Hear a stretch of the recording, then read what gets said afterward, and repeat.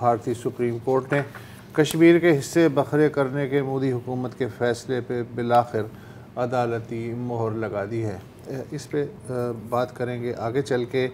इसके अलावा भारत के कातिल दस्ते शुमाली अमेरिका मतलब कनाडा और अमेरिका में क्या करते फिर रहे हैं, इसका भी थोड़ा सा जायज़ा लेने की कोशिश करेंगे।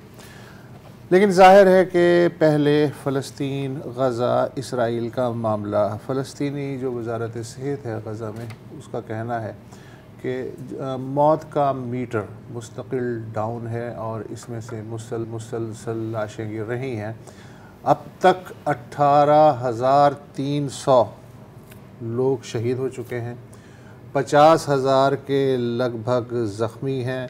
जुनूबी गज़ा में जो सबसे बड़ा कस्बा है खान यूनिस, उसमें ज़बरदस्त किस्म की जंग जारी है पिछले 48 घंटे से, और वहाँ से जो भी ख़बरें आ रही हैं वो अल जज़ीरा के थ्रू या फिर वेस्टर्न मीडिया के थ्रू आ रही हैं। इस कदर धुआंधारी है कि सही से नहीं कहा जा सकता कि इस वक्त वहाँ कौन सी क़यामत और किस किस पे गुज़र रही है। इसके अलावा महकमा सेहत के हुकाम कहते हैं कि मुताद्दी अमराज जो हैं वो अब वबाई सूरत इख्तियार कर चुके हैं और 36 में से जो 14 अस्पताल कहने को बचे हैं उनमें 3.25 लाख के लगभग जो केसेस हैं वो मुताद्दी अमराज के अब तक आ चुके हैं। सहाफ़ियों की शामत भी आई हुई है। अल जज़ीरा के एक सहाफ़ी हैं अनस शरीफ, उनके 90 साला वालिद जो हैं उनको जबालिया कैंप में बमबारी के दौरान शहीद हो गए। अनस 4 दिन पहले अनस के अहले खाना में से कुछ पहले भी शहीद हो गए थे और बाकी जो हैं इस वक्त अक़वाम मुत्तहिदा की छतरी तले एक शेल्टर में हैं। 7 अक्टूबर से अब तक 56 सहाफ़ी शहीद हुए हैं और उनमें से 4 जो सहाफ़ी हैं अल जज़ीरा के, उनके अहले खाना शहीद। जी अच्छा, अनस जो हैं ये उन चंद सहाफ़ियों में हैं जो अभी भी नॉर्थ गज़ा में मौजूद हैं और ये जबालिया कैंप से रिपोर्टिंग कर रहे थे कि यहाँ पर क्या किया जा रहा है। और अभी मैं इनकी एक बयान पढ़ रहा था, उसने कहा था कि इसीलिए ये मुझे मारना चाह रहे हैं ताकि किसी की आवाज़ यहाँ से बाहर निकल ना सके, कोई ख़बर निकल ना सके। तो क्योंकि इनको पहले भी बोला गया था कि तुम अपनी रिपोर्टिंग छोड़ दो, तो पहले इनके घर वालों को कत्ल किया गया और आज इनके 90 साल के वालिद साहब को कत्ल किया और जो हमास है या इसराइल है, शुरू में लग रहा था कि जंगबंदी के बाद हो सकता है दूसरी जंगबंदी हो जाए, लेकिन अब पहले से ज़्यादा खुल के दुश्मनी का इजहार हो रहा है। हमास का कहना है कि अगर हमारी शराइत तस्लीम ना हुई, हमारे कैदी आज़ाद ना हुए और ये बमबारी और हमलों का सिलसिला ना रुका, तो फिर हो सकता है कि जो यरग़माली हमारे पास है उनमें से कोई भी ज़िंदा वापस ना जा सके। जबकि नेतन्याहू का कहना है कि हम आखिरी हमासी की मौत तक ये जंग जारी रखेंगे, ये उनका टाइम टेबल है। तो ज़ाहिर है कि वो इसलिए भी बोलेंगे कि अमेरिका ने उनको मज़ीद कोई $100 मिलियन के हथियार वो मैं आपको तफसील पेश कर सकता हूँ, इस्तेमाल भी करने। बाइडन इंतज़ामिया ने कांग्रेस को इस दफ़ा बाईपास किया है और 14,000 जो टैंक शेल्स हैं वो हंगामी तौर पे इसराइल जो है पहुंचा दिए गए हैं।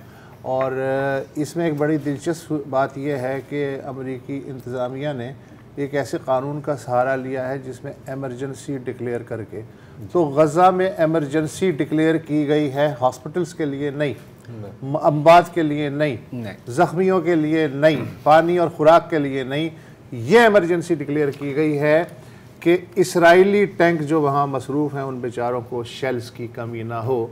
तो 14,000 जो हैं हंगामी तौर पे कांग्रेस जो कि ख़ुद प्रो इसराइल है वो भी मुंह तक रही है कि ओहो ये तो हमसे भी ज़्यादा वफ़ादार निकले हैं। इसके अलावा यूरोपीय यूनियन जो है वो भी किसी से इस वक्त पीछे नहीं है। वहाँ फ्रांस, जर्मनी और इटली ने यूरोपीय यूनियन के दफ्तर ख़ारजा को एक ख़त भेजा है कि हमास और उनके हामियों पे पाबंदियां आयद की जाए। अब मुझे नहीं पता है अब ये तो मजीद क्या हो सकता है। मतलब अताब का निशाना एक फरीक है, दूसरे को आप खुलकर सपोर्ट कर रहे हैं। 2 महीने से यही देखते हुए सिक्योरिटी काउंसिल में हुआ है जी, सिक्योरिटी काउंसिल में जो वोट आया उसमें हमने देखा कि अमेरिका ने फिर वीटो किया। वाहिद मुल्क है जिसने वीटो किया, बरतानिया ने एब्सटेन किया। हाँ। और बाकी सारे जो मेंबर्स हैं उन्होंने कहा कि जंगबंदी होनी चाहिए। मुझे याद पड़ता तारीख में एक दफ़ा अमेरिका ने इसराइल के खिलाफ करारदाद को वीटो नहीं किया, सिर्फ एक। वो कब? 1972 में। अब वहाँ क्या हुआ था? वहाँ कुछ अमन व अमान का कोई गड़बड़ का मसला था। 67 की ताज़ा जंग हुई थी, उसके बाद अब मुझे उसकी डिटेल याद नहीं है, लेकिन ये डिटेल याद है।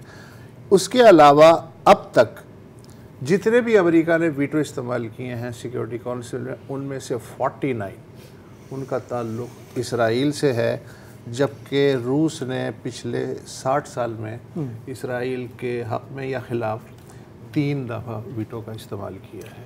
कोई हैरानकुन बात नहीं है। तो एक थिंक टैंक है, जियोपॉलिटिकल रिस्क कंसल्टेंसी है, गल्फ स्टेट एनालिटिक्स।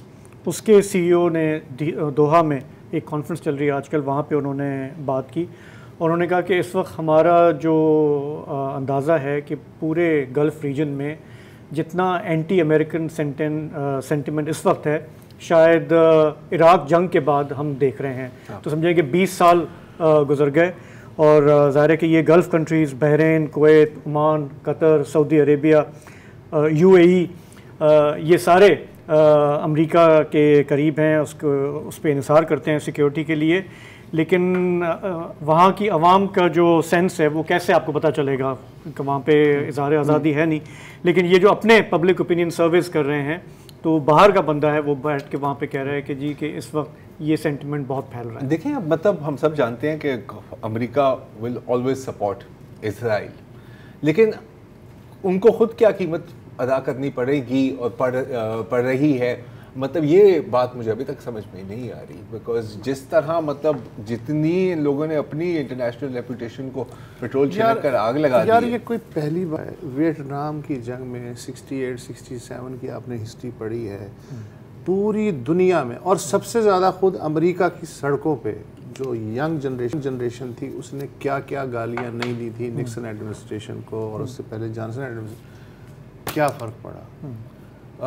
वही है ना, आपके जो गुरु हैं हेनरी किसिंगर साहब, उनका ये कहना है कि power is the best ultimate एफ्रोडीजिया।